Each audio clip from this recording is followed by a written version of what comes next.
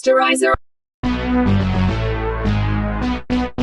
Sanibona sinibingelele kwi-movie yethu namhlanje yango-2023 igama layo iBheki Part 2. I-movie yethu isuselwe kweyokuqala eyaphuma eminyakeni ewu-3 eyadlule. Ikhuluma ngentombazane uBheki eyina-13 years old. Ngokuthi after 2020 kwase kuba u-2003 kwarelizwa le, okusho ukuthi njengamanje uBheki uneminyaka ewu-16. Emva kweminyaka emithathu uBheki ashonelwa ubaba wakhe owayehlaselwe yigebengu kwakhe. uBheki ubefika agcina ekhaya ley'ntandane weqa kuma-foster care amathathu. Njengoba sembona nala uBheki adopthiwe, bemletha komunye umuzi ayezohlala khona nabazali abasha okwakuwu-Ted nonkosikazi wakhe u-Alice. uTed no-Alice base bejabulile ukuthi sebenendodakazi ngoba babengabatholi abantwana, kodwa babengamazi lo Bheki obukeke nenhliziyo enhle ngokusmayile ukuthi ufihle elikhulu ngokuthi waye-adopthiwe nenja yakhe angafuni ukuhlukana naye uDiego. Ngobusuku bokuqala beqa babaleka noDiego. Eminyakeni emithathu edlule ubaba wakhe wabulawa yigebengu eziwu-4 ezayifuna ukhiye noma sasingazi ukuthi kwakuwu-1, kodwa uBheki wayibulala zonke lezo yigebengu 1 by 1, wathatha lowo khiye wazo engawazi naye ukuthi u-1. Siyamthola ukuthi useqe emakhayeni amathathu kade e-adoptwa kuwona, kanti wayehlala njalo evocavoca ngokuba active ukuze akwazi ukuyivikela ey'theni. Kodwa siyamthola uBheki ukuthi kusukela ngonyaka odlule usehlala emqashweni urenta komunye umuzi wesalukazi somuntu omnyama egama laso u-Elena. Nesithola ukuthi u-Elena uyena yedwa umuntu owayethandwa uBheki futhi emnakekela. Nekuthiwa wayeliftwa yilesi salukazi ehamba ngey'nyawo samthatha ngemoto nokwagcina sesimrentisa kwenye room, kanti uBheki wayeqambe amanga ku-Elena ukuthi una-18 ebena-16. Kodwa phezu kokuba khona ka-Elena empilweni kaBheki, kodwa uBheki yayihlala emshaya njalo itrauma kama wakhe ebulawa ikhensa esibhedlela nanokubulawa ngesihluku kababa wakhe. Noma uBheki wayengasayimisele ngempi, kodwa kwakubuye kumvuka ukuyicabanga ngathi usechitha igazi. Njengangesikhathi esebenza e-restaurant wabizwa elinye ikhehla ngosweetheart, uBheki wazicabanga eselinqumela ukuthi limbiza kanjalo.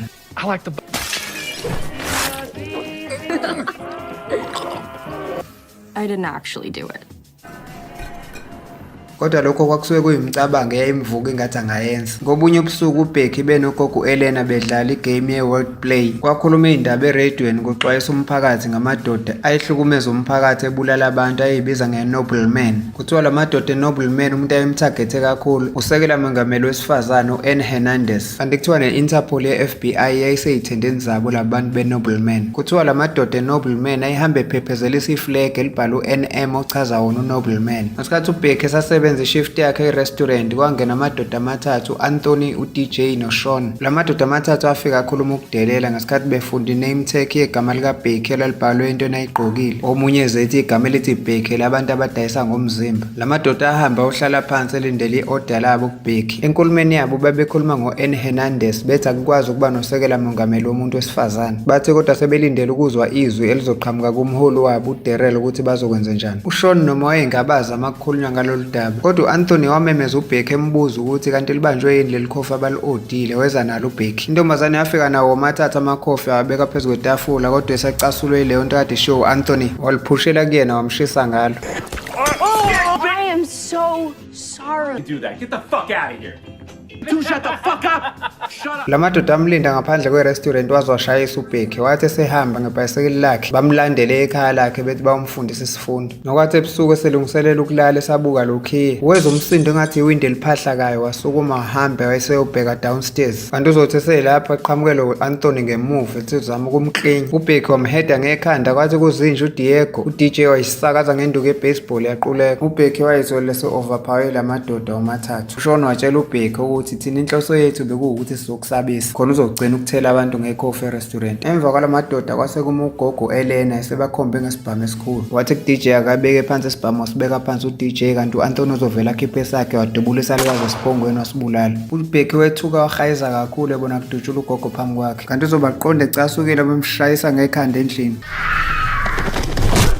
Waquleka kwaze kwangakusasa, waphaphama ekuseni wabona isidumbu sika-Elena wayedutshuliwe, waqalaza inja yakhe uDiego akangayibona. La madoda amathathu e-nobleman akade ebulala u-Elena ayeyohlangana nebhosi yayo uDarrell. Kwathi before bangena u-Anthony watshela uDJ noSean ukuthi bangayikhulumi indaba yento eyenzeke kusalukazi ehlala noBheki. uSean wacasuka embuza ukuthi ubusibulalelani isalukazi, kodwa bamthulisa ngokumnikeza i-warning. uBheki wasimbela yedwa isalukazi wasigqiba emile ecabanga ukuthi wonke umuntu asuke esondelene naye uyabulawa. Wathi eqeda ukungcwaba isalukazi uBecky wahamba waya endlini yamathuluzi lapha eseyilungiselela khona ukuyoqala imishini yokuphela isalukazi bese umngani wakhe iRevenge efuna nokuyothatha uDiego inja yakhe ethathwe kungavunyelwananga. Waqoka lezo zinto zakhe ayeseyilungiselele ngazi ukuyoqala leyo mpi, kodwa umuntu ayemfuna ile boss yalabantu ekuthiwa uDarrell noma wayengayazi kodwa wayezwe bekhuluma ngaye e-restaurant. Ngokwe-research yakhe uBecky wathola ukuthi kule ndawo babili kuphela abantu abanamagama uDarrell. Wayemzeni kaDarrell wokuqala wafica ukuthi lowo Darrell isalukazi esidala esiphila ngokuphefumula nge-oxygen tank ngoba uBecky wabona ukuthi kwalo Darrell amficayo akafani nhlobo nalo amfunayo. Esuka emzini wesalukazi waye kulo muzi walo Darrell wesibili nokuyilapho ekugcine kungene khona lamadoda amathathu eNobleman. Ngaphakathi lamadoda ayedla lunch nebhosi yabo uDarrell nesekela la Darrell uTwig bekhuluma ngobudedengu bukaShawn ebuza ukuthi ngabe yonke into isahamba kahle yini, uShawn akakayenzi lamaphutha ajwayele ukwenza. U-Anthony washesha wakhulumela uShawn emtshela ukuthi bobathathu bakhathele emva kokudrive isikhathi eside. U-Anthony wakhombisa uDarrell uDiego inja ethi inja yakhe. uShawn wayesacasula ukubulawa kasalukazi wacela ukuyoshawa umoya ngaphandle sokuma. uDarrell wagcina esedidiswa indlela a-actor ngayo uShawn namhlanje. Ngaphandle uBecky wayesefikile nawukuthi wayecwaninga kahle esayichecka le ndlu engaphandle. Wavula elinye iwindi elingemuva wangena ngalo. uBecky wafica ubufakazi bokuthi lamadoda iwona ngempela le organization ebizwa ngeNobleman. Ebona nokuthi baplana ukuyobulala usekela mongameli wesifazane uSenator Hernandez. Wakhipha ifoni washutha lezo yithombe ezobufakazi wezwe inyawo zabantu abezayo. Waphuthuma wayocasha uBecky ezwa kungena uDarrell noShawn endlini. uDarrell ibhosi yabo wayefune ukuzokhuluma noShawn yedwa ngoba ebone indlela a-actor ngayo engajwayelekile. uDarrell watshela uShawn ukuthi kule group kufuneka amadoda anesibindi akafuneki umuntu owiki. uDarrell wazwatshela uShawn ngemishini yabe e-Iraq ukuthi kwazi waphoqelela ukuthi abulale umuntu ayihamba naye ngenxa yokuthi wakufanele amphumuze ey'nhlungwini ngendlela elimele ngayo. Kwazi wafaka i-USB kwi-laptop emkhombisa ngama-members wonke awe-Nobleman. uDarrell wathi umuntu owiki onovalo angabulala amaplane abo ebuza ukuthi uwiki yini. Ngaleso sikhathi uBecky ulele ngaphansi ulalele yonke inkulumo. uDarrell waze wabuza ukuthi nina nabangani bakho namhlanje kwenziweni nabalethi kwi-meeting. uShawn waze waqamba amanga ngathi bebenetha eliflet ebekumele balishintshe ezama ukufihla indaba ka-Anthony ukuthi ubulala isalukazi. Aphuma ahamba lamadoda kuleyo ndlu waphuma uBecky ngaphansi wabuka kwikhompyutha yonke le information ekwi-USB.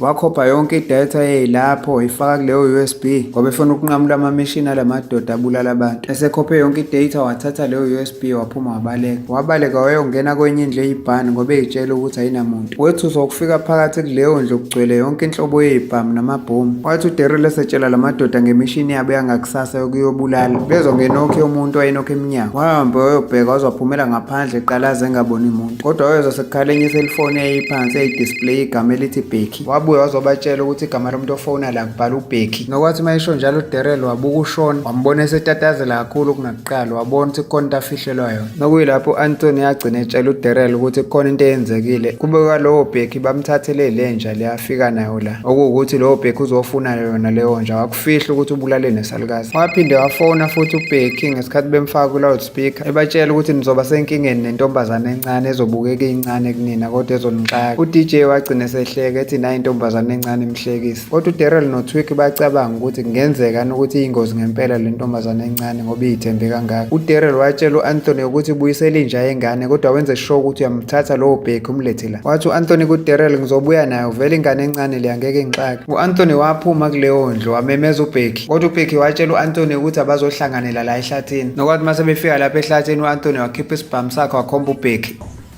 So? Wanyathela ishidi ayengaboni ukuthi kanti limboza umgodi owakade umbiwe uBecky ngogandaganda we-excavator owume eceleni. uBecky wayephethe isibhamu nebhomu le-hand grenade wabuza ku-Anthony ukuthi ngokubulala kwakho ugogo Helen ufuna ngikubulale ngani kule zinto engiyiphethe. uBecky wacupha ngokubophela enye intambo kwi-handle yomnyango waseyanokha emnyango. uDarrell wathulunguza ngewindi wabona u-Anthony ebhandisha umlomo ngesalotape engaboni ukuthi ufakwe nebhomu emlonyeni lexhunywe intambo eboshwe kwi-handle yomnyango wendlu. Kanti uzothi uDarrell uvula umnyango laqhuma ikhanda bethu sebebona lethi ukuthi lento ebisemlonyeni ka-Anthony bekuyi-hand grenade. uTwig wathi kuDarrell akafonela amaphoyisa wanqaba uDarrell. Wathi uDarrell ngeke ngoba u-Anthony naye lokuqhunyiswa ile ntombazane ngebhomu labo belithathe kwi-storage sabo. ibhosi yabo uDarrell wakhomba uShawn no-DJ ngesibhamu ethi abakhuluma iqiniso ukuthi bamenzeni lo Becky. uShawn beno-DJ batshela uDarrell ukuthi u-Anthony lo osefile oseqhunyiswe ngebhomu ubulale isalukazi behlala noBecky. uShawn waqhubeka wabatshela ukuthi yena ubengazi ukuthi le group kanti uyijoyina nje ihlukumeza impilo zabantu abangenacala iyaqala yena uyayiyeka lento. Wabatshela ukuthi abasale kanjalo wasuka lapho wahamba. Kodwa uDarrell wacasulwa yilawo mazwi kaShawn waqeda lapho wamphula umqalo wambulala. uDJ wayesesabela impilo yakhe ukuthi nawe uzobulawa uDarrell. Watshela uDarrell ukuthi uzokwenza konke okushiwo uDarrell ngeke azaphuma eceleni. Besakhuluma uBheki waphinde wafona futhi. Watshela uDarrell ukuthi uzoyisa emaphoyiseni yonke leya information ayithole kuleya USB. uDarrell wethuswa nawukubona kwi-laptop ukuthi i-USB ephethe information esensitive kanje ayisekho. uTwig wacasuka kakhulu esethi uyobulala uBheki ephuma ngaphandle nesibhamu. Wathi mayiphumela ngaphandle uTwig kanti uBheki ulindele ngesibhamu esomcibisholo wamdubula esihlathini. uTwig wangena segijima ehayiza nomcibisholo ezihlathini. Wathi uDarrell mayemkhipha lowo mcibisholo uTwig wabuyela khona esecasukile. uBheki wasuka lapha kade emekhona kodwa washiya isikhwama phansi. uDarrell wabuyela ngaphakathi endlini wacasulwa ukubona uDJ ehleli phansi emthethisa ukuthi akaphuma ufuna intombazane. Ethi ungayibulali leyo ntombazane ngiyifuna iphile ngoba iyazi ukuthi iphi i-USB. uBheki wayesaqhubeka nokubaleka wangena kuleyo ndle i-storage ibhani wacasha ngaphakathi ngesikhathi engena naye uTwig. uBheki wajikijela ikheni yegas phambi kaTwig waze waphumela ngaphandle khwehlela uTwig esexolisa kuBheki. Kodwa uBheki waphuma lapho esephethe ucelembe sewumhlahlela ngawo. uBheki wayiqhubeka nokugenca uTwig noma esefile sekubusaphasapha igazi likaTwig. uDarrell wadubula uBheki ngomjovo waquleka uBheki. Waphaphama uBheki esesendlini eseboshwe izandla esihlalweni. Ebona uDarrell esephethe lesikhwama uBheki ashiye ehlathini. Nalokhu wabulalisa ubaba kaBheki okungaziwa ukuthi owani. uBheki wathuswa nawukuthi lokhu kanti uyahlukana ngenkathi ebona uDarrell ewuvula. uDarrell etshela uBheki ukuthi lokhu unezinamba eziyimfihlo. Khona lapho kwangena lesasalukazi besiphefumula nge-oxygen tanker ebekuthiwe naso igama laso uDarrell. Kodwa kwethusa kakhulu ukuthi lesisalukazi isona mastermind nokuyena mphathi wayo yonke le nobleman ebulala abantu. Kanti futhi lo mama kaDarrell waqamba uDarrell ngegama lakhe. Bobabili-ke labo uDarrell babuza uBheki ukuthi iphi i-USB. Akabaphendulanga uBheki kodwa bamthreatenisha ngokuthi bazomthotsharisha. uBheki wabatshela ukuthi lokho ngeke unisize ngalutho ngoba ngiyazazi mina ukuthi ngiyibeke leyo USB. uDarrell omdala wasukuma wathembisa uBheki ukuthi uzomkhulula ebuyisa i-USB. Kodwa uBheki kunalokho wasiphimisela ngamathe isalukazi. Isalukazi safunza uDiego inja something ngesikhathi esitshela uBheki ukuthi nopoison kuzobalula kanje ukufida inja. uBheki kunokuthi kubulawa inja yakhe wagcina evumile ngendlela athanda ngayo uDiego. Wathi uBheki ngizoyenza into enisho kodwa ngifuna nazi ukuthi ngizonibulala nobabili. Bethuke sebamisela umuntu uBheki ukuthi useyiqaqile. Wafuthi uDarrell omncane ngespray emehlweni. Isalukazi saphuthuma ukuthatha isibhamu uBheki esasibheka. Sakhomba uBheki isalukazi sethi siyamdubula. Wathi uBheki mawubulala mina kusho leyo USB iphinde itholakala. Isalukazi sajekisa isibhamu sasikhombe enjeni sesithi sidubula uDiego. uBheki wasijikijela ngommeso esihlaba esiphongweni safa. uBheki wakhuluma nenja wathi ngizobuya ngizokukhipha. Wasuka lapho wagijima esebuyela ehlathini. Late uDarrell wethuswa ukubona uma wakhe esebulewe. Waphuma esesiphethe ngesandla isibhamu sakhe ejaha uBheki ehlathini. Wabaleka uBheki wayoma phambi kwesinye isihlahla esimake ngesalotape. Nokwathi mayesondela uDarrell kanti unyawo lakhe lizongena kunoxhaka wokucisha uBheki.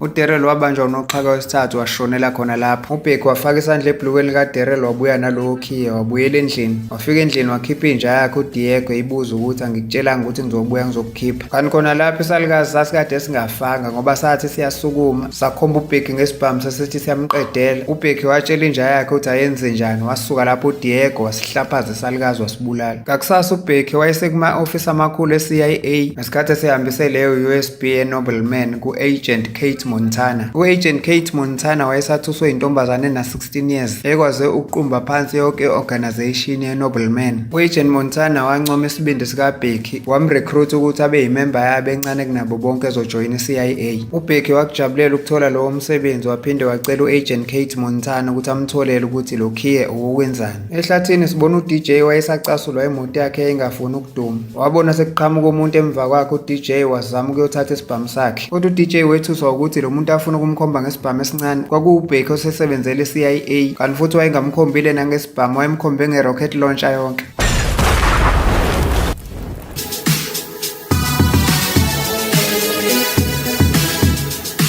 Siyayibeka lapha namhlanje ungaphuthelwa imuvi elandela esoyi-uploada kungekudala. Siyabonga ngokubukela iSterizer TV. Ukhumbule ukusubscribe nokucindezela ulike kanye nebheli ye-notification ukuze ungaphuthelwa imuvi elandelayo kukuzayo la kuSterizer TV.